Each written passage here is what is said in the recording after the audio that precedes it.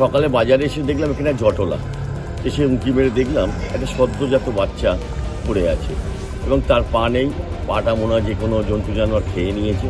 কে ফেলেছে আমরা তো জানি না, এটা তদন্ত সাপেক্ষ। তবে যেই ফেলুক তার যেন শাস্তি হয়, এটাই আমরা চাই।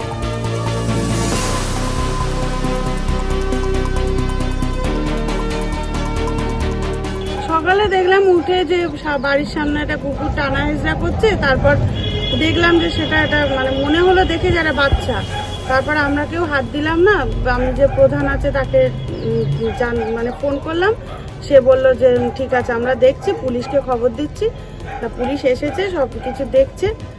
যদি এটা মানে দেখা হয় যে কে করেছে ভালো হবে তাহলে।